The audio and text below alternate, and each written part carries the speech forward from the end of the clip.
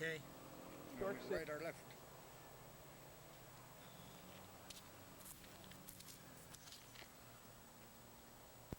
Okay.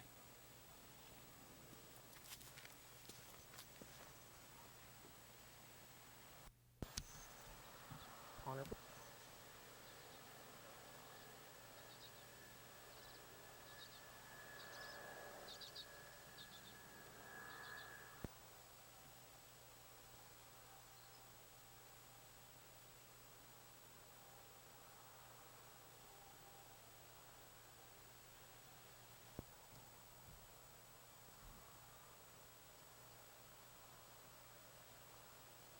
Now, should I just walk away? Yeah.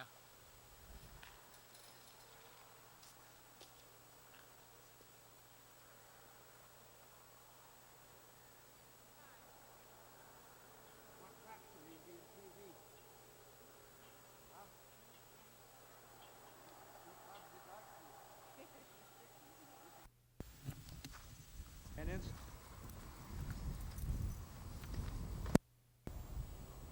full prejudice.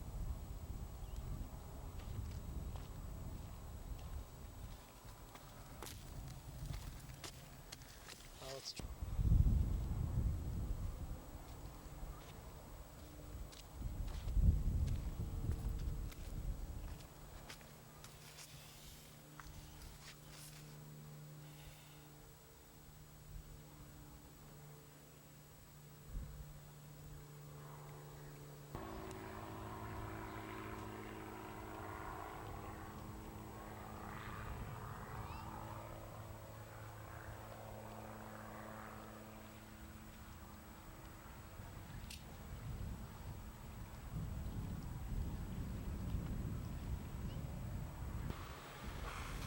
okay, Rick. Why don't you tell me your full name and spell it out for me?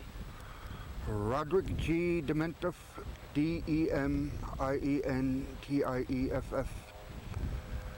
I was born in Anchorage, but I lived my life here in Bethel.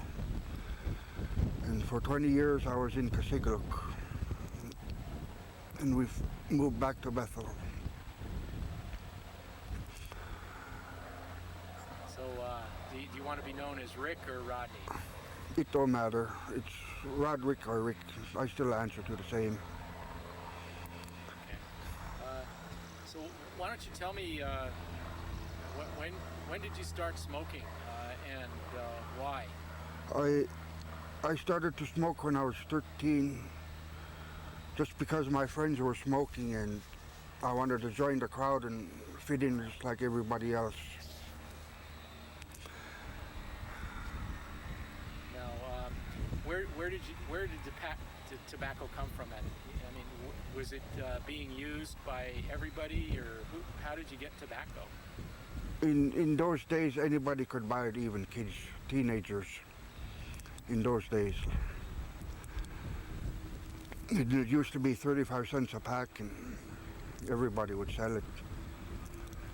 They didn't care to who; they just sold it.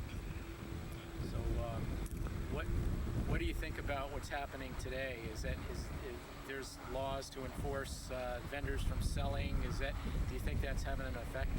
Yes, it is, but it's still not keeping the cigarettes away from kids, because the kids are still getting them. Sometimes even the parents buy them. I try to tell the parents to quit supporting their habit. If they want to smoke, let them buy their own. They're expensive. Back in Kuskokwim, it's just about $7 a pack, $6 a pack. Here in Bethel, I think it's about pretty close to $5. I try to discourage everybody from smoking, but it's hard. Now, was tobacco use when you were growing up? Was that prevalent? And did whole families use tobacco? Where did? No, not my whole family. Just my mom and my sister. I think that was just the ones that we all smoked, and everybody else didn't. I guess they just didn't like it. And as far as Now, what made you quit smoking tobacco? I was at fish camp, and our fish camp is about 200 feet up from the river. I had to rest about 3 times before I even reached the house at fish camp. And my wife and mother-in-law told me to come to the hospital, and I never quit coming. So, My doctor, she diagnosed me as having bullet, I think. It's not Ebola, it's bullet, and it's very bad emphysema. And I was on oxygen for about a year. But I had to quit smoking first in order to get the operation. And I had to be off cigarettes for 4 months, and that kind of helped. But I had cigarette patches, pills, and anything else they could give me. It took me almost 2 years to quit, maybe almost 3 years. One of my cousins came up to me and I was coughing, smoking a cigarette. She just said, "You're slowly committing suicide." I looked in my pocket and I seen 3 cigarettes. I says, "I won't buy another pack." And I didn't, but I'd bum 1 cigarette from somebody every day for about 2 weeks. And about midnight I would smoke that cigarette. And then me and my wife and the family was packing up to go back to Kuskokwim. And we got the boat packed and everything. I had a cigarette. Me and her fought over it. But I didn't tell her this. I felt ashamed fighting over 1 cigarette. And I put that cigarette in my house, put it above the door. It stood there for 2 weeks. She thought I smoked it. Then my nephew wanted a cigarette really bad. I said, "Well, I got a dried up cigarette. It don't matter." So I gave it to him, and after that I never smoked again. And I cannot stand the smell of smoke. It stinks. I can even smell cigarettes on people. People that smoke, I can smell their clothes and smell it. what about the health effects? What happened to you? Then after that, they said I had to get an operation. I'd lose 40, well, they said only one side I'd lose part of my lung. But when I was on the operating table, they looked at the other side, and the other side was just as bad as the other one, so they took out 40% of my lungs. And I told the doctors I want to take them home with me. They said, "For what?" And I said, "I'd like to show other people and kids what smoking does to the lungs," but they wouldn't give it to me. But I really would like to have it, show it to everybody, and then they know. What do you think the best way to reach kids? I mean, you were a kid once too. What do you think would be the best way to reach kids about tobacco use? Start them when they're young, because Kuskokwim invited me up for a session, a talk session, and I was up there a couple weeks ago, and this one parent told me that, "Yeah, you know that time you were here talking about tobacco?" I said, "Yes." She says, "A first grader went home, took his dad's cigarettes and threw them in the trash." I said, "Wow, that's good." And then the daddy was going to go reach for him and take them. The kid would cry. So I can reach kids. If I can reach first graders, kindergartens, they know what's going on too. So it would be best for start them young, and then they'll know about cigarettes. But chewing is a whole different story. The kids even chew. I even know of 2-year-olds that chew. And I blame the mothers for that, because the mothers just make it for them and give it to them. They give it to them so they can calm down, and so they won't be restless and everything. That's what nicotine does, make you restless.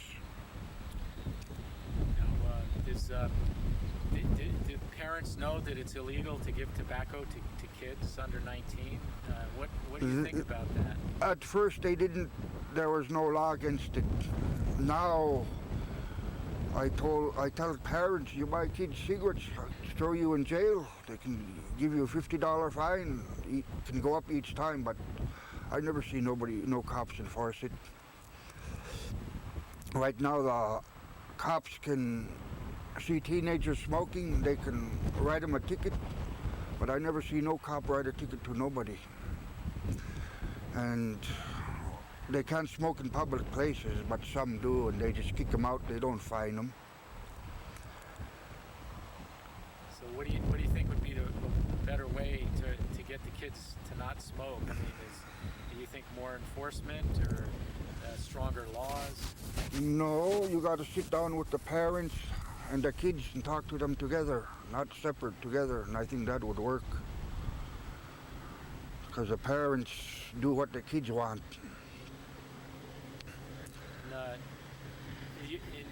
Talk about your poster campaign. What was that all about? How did that get started? Caroline Reyners, she started talking to me about making a poster, but she got me when I was healthy,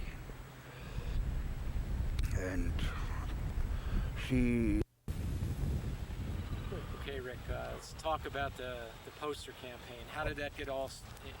Why did you agree to do it? What was in it for you? Caroline Reyners called me on the phone and asked me if I was willing to do a poster. And I said, a poster of what? She said of a cigarette campaign. And I said, yeah, I'll do it. And she wanted a couple pictures of me smoking. And I'm kind of camera shy, and those are only 2 pictures I could find of me holding a cigarette.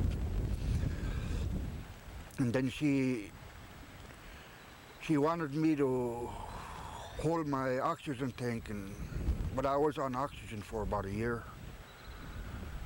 And I didn't make nothing out of the poster. I didn't intend to. I would have done it for free anyway. It's to help the kids. It's for the kids, not for the grown-ups, because they can make their own mind up. Got to try to help the kids make up their mind. When that poster first came out, I had somebody from Hooper Bay said, "Good job, Rick." I said, "What do you mean?" Says, "Yeah, 3 teenagers saw your poster and they threw their cigarettes away." That made me feel good. It made an impact. So I do get to people.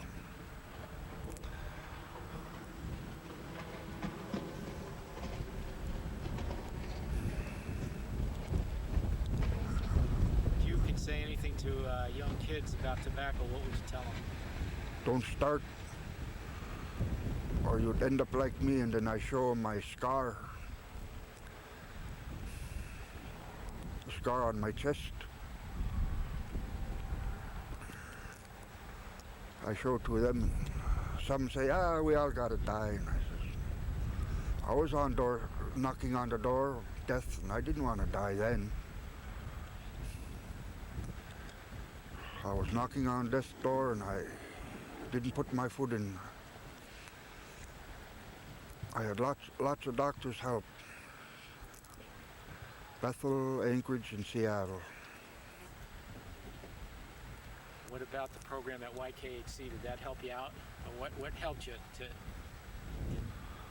What really made me quit smoking was I had to get an operation because I couldn't even walk 10 feet, and I had to rest every 10, 15 feet. And sometimes I couldn't even walk. My wife would have to wheel me in a wheelchair. Boy, a lot of people thought I was going to die, and I thought so too. But I guess it wasn't my time. God let me come back for something. Maybe to talk to the kids. Some grown-ups I do talk to, but they're harder than kids. Some want to quit, and I just tell them you're up here first. Tell that one up there first, and then you can start. Because if you ain't got the desire to quit, you won't. Try to catch the kids at a younger age, and then they will know.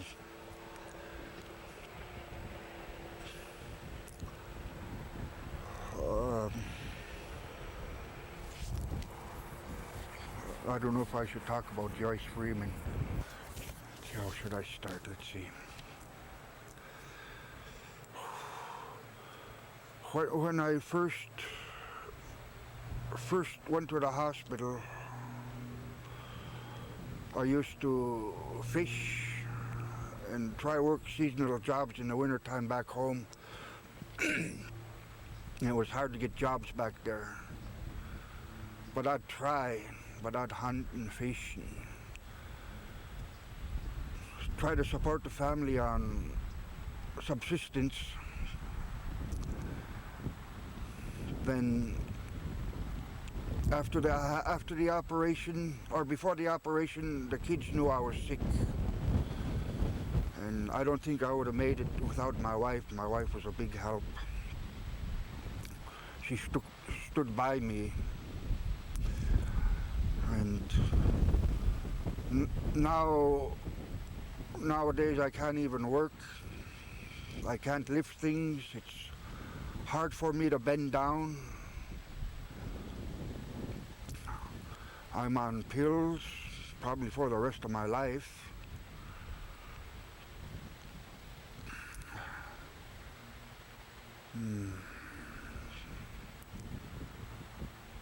What's the cost? I mean, how do you pay for all of this? Can you stop a minute? Sure.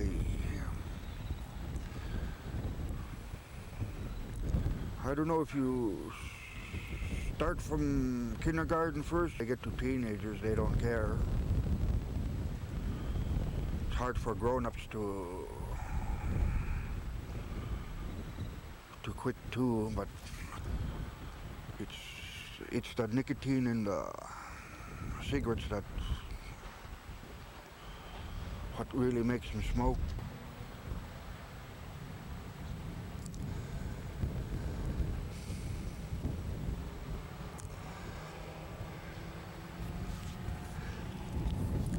I used to love, I really did enjoy picking berries.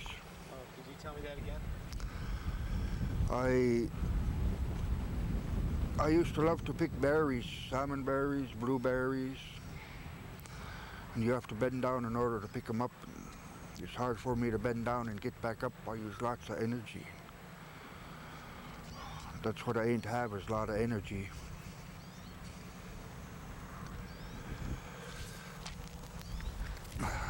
The oxygen is not getting to my muscles, I guess.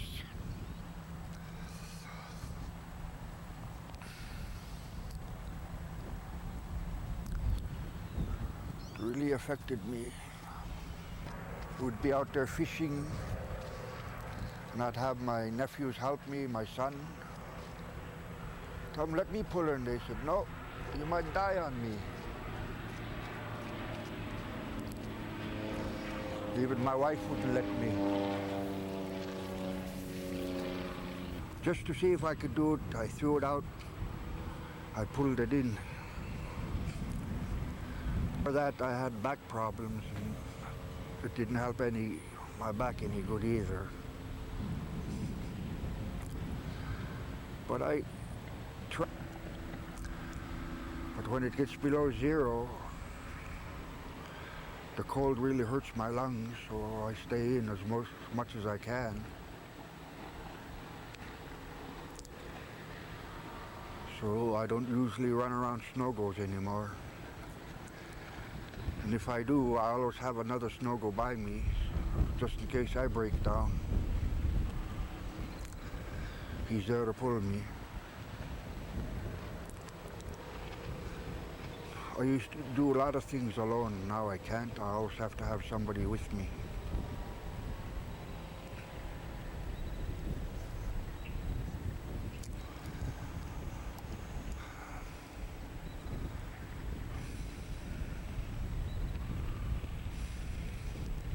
I'm always drained of energy, no energy.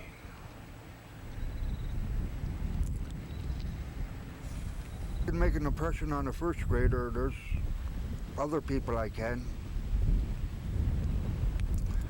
Boy, that made me feel good when I heard that.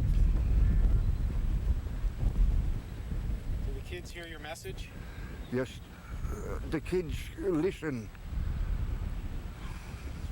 But you can't talk to them like grown-ups. You have to get down to their level and talk just like kids. But they enjoyed me. They had a picture of the human body, and I told them if you knew where the lungs were, and they said yes.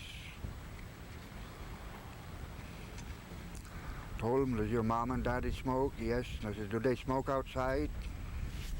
At least they smoke outside instead of in the house. Because that secondhand smoke is worse than smoking.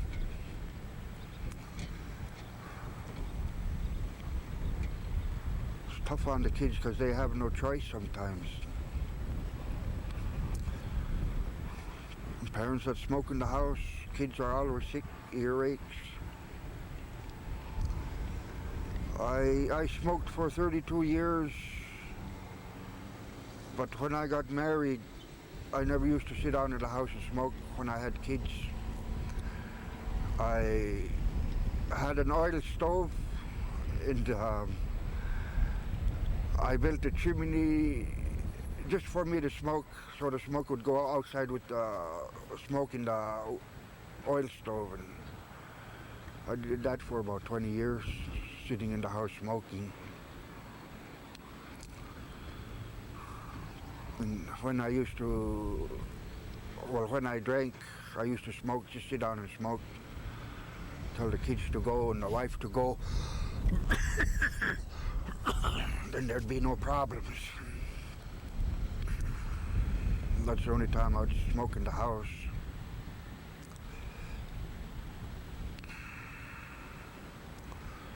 Right now, even when I cough, I see white stars around both eyes.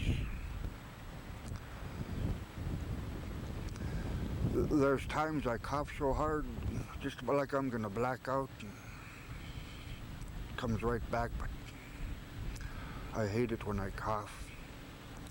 I always have to, something always comes up when I cough.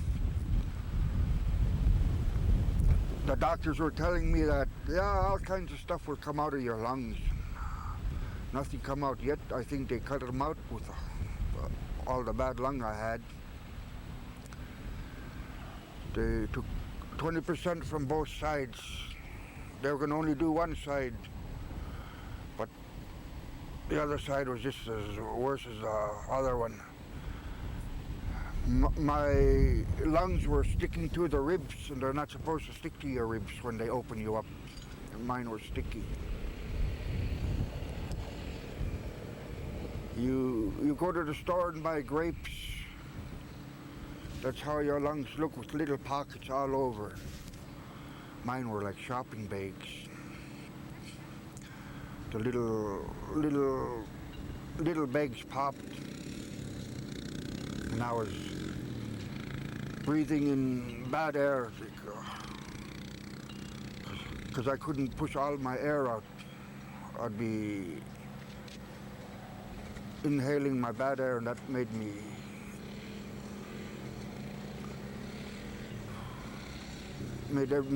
move slower and everything.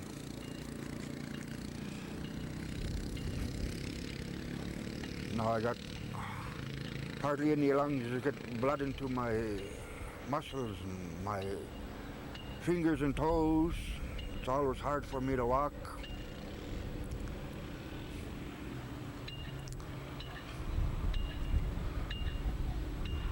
Sometimes I try to exercise. When I used to exercise, I used to get sick, catch pneumonia all the time.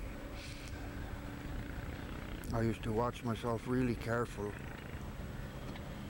Now, ever since I just forget about it, I hardly been sick. If I had wood, I'd knock on wood, but there's no wood around. But it is a hard life right now. Can't do nothing, can't work.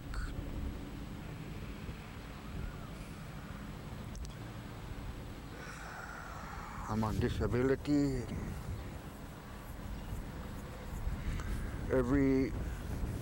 I have an oxygen bottle at home and I have to keep it just in case something happens. And each time I plug into it, my kids, are you getting sick again? I told them no, it affected the kids. And I have to use a nebulizer about every 4 hours. I had to use Albuterol and I don't know that other one. And then there's on the 3 puffers I use. The third one is steroids. Then last year, I used to sleep all night, get up, sleep all day. In the evening, I'd stay up 3-4 hours, then I'd sleep all day again. I mentioned to the doctors that I'm always tired. They sent me into Anchorage and I had a sleep study on me. Now I have to go to bed with a mask over my nose. It blows air up my nose. Then I wake up and I'm not tired. They said the reason I was tired is that when I was sleeping,